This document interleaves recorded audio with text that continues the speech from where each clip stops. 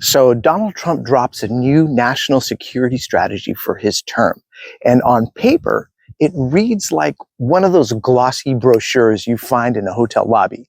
It's shiny, it's confident, stuffed with buzzwords, and designed to make everyone feel like they're getting a gift. But behind that paper, the US intelligence world is leaking something far more sobering. A top secret assessment that says in a war over Taiwan, China could overwhelm the United States fast, hard, and at scale. And if you're thinking, that can't be right, America is the world's superpower.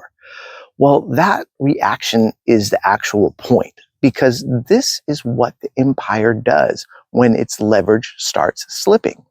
It releases a public document that tries to sound like calm leadership, while the classified reality is screaming that the old playbook is breaking. And here's the story at the center of all this. Trump is trying to project supremacy at the exact moment the system is producing evidence that supremacy is no longer guaranteed. And that contradiction isn't just rhetoric.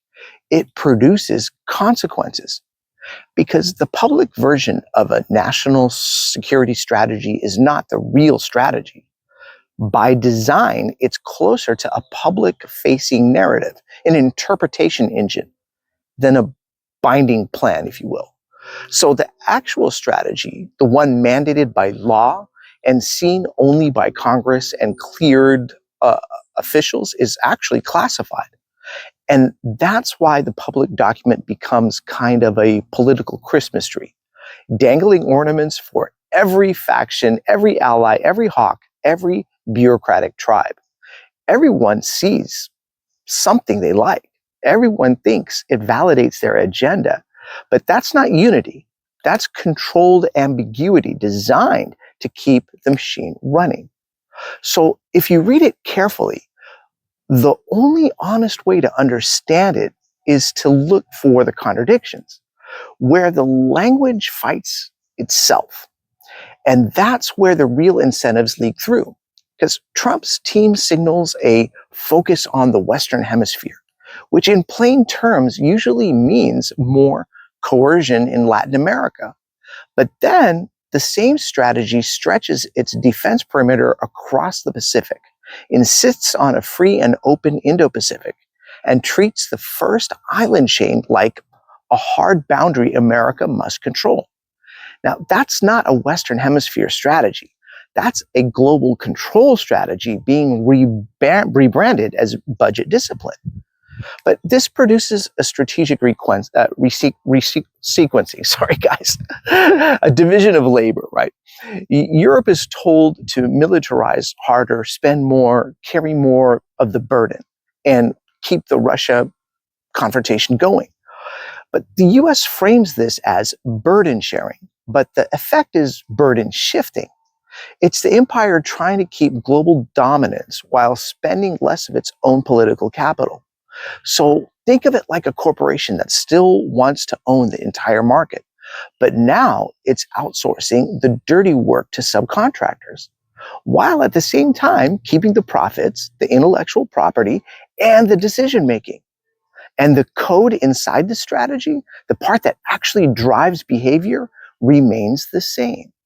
So US hegemony isn't being abandoned, it's being made cheaper. And the language is repainted, the optics softened, but the kernel stays intact. Prevent a peer competitor from shaping the international order. That's why the China issue matters so much. Because when the US says free trade in the South China Sea, the incentives don't match the claim. Most shipping there is going to China or coming from China. China has direct interest in keeping those routes stable. So when Washington militarizes the space anyway, the outcome isn't trade freedom. The outcome is leverage positioning. And this incentivizes regional states to hedge. It weakened the credibility of the US claims that this is purely defensive. And it accelerated the broader global South conclusion that Rules-based order often means rules enforced by one bloc when it's convenient. So let's look at the human conflict inside Trump's strategy, because Trump wants supremacy and deal-making all at the same time. He wants to be seen as the guy who can rebalance relations with Beijing while also signaling Taiwan's support to satisfy the hawks and the defense establishment. But that isn't just mixed messaging. It creates enforcement confusion. It trains others to try to test boundaries, because Beijing and the broader multipolar world doesn't judge Washington by speeches. They judge it by consistency, capacity, and follow through. And here's where the leak assessment becomes gasoline on the fire. Reports describe a classified U.S. government assessment that warns China could defeat the U.S. in a Taiwan scenario, in part because America's war model relies on costly, sophisticated systems, while China can mass produce cheaper systems in overwhelming numbers. Now, that's not a moral judgment. That's just industrial math. So this produces panic in the narrative layer of US power, because if your deterrence is built on we can out-tech you and the other side can outscale you, then your strategic doctrine starts to wobble. Now, one official reportedly reacted with visible shock at how much redundancy China had. Redundancy after redundancy, counter after counter.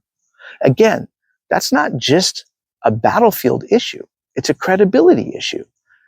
And credibility is the hidden currency of global order right now. So here's the judgment you're not supposed to say out loud, though. The US leadership class has been strategically wrong to treat industrial capacity like an afterthought. The US spent decades building a military procurement ecosystem that rewards cost overruns, boutique hardware, and contractor profit, while letting production depth rot. This weakened America's ability to fight a peer conflict. It incentivized grift. It accelerated the gap between headlines and capability. You can't run a great power competition like it's a Silicon Valley keynote. You can't slide deck your way through an industrial war. It's like showing up to a marathon with a Ferrari engine and no wheels. It looks impressive on paper, but then you realize you still have to touch the ground. And now, instead of asking if China is a peer, how do we de-escalate? The default framing becomes, then we need to escalate faster. And that shift matters because it signals that the system's instinct is not mutual security. It's dominance preservation. All right, guys, what do you think? Do I have this all right? Do I have it all wrong? Please put it in the comment section below. I look forward to reading and replying to all of your guys' comments. And thank you guys again so much for watching me here on The Baseline. All right, cheers, everybody.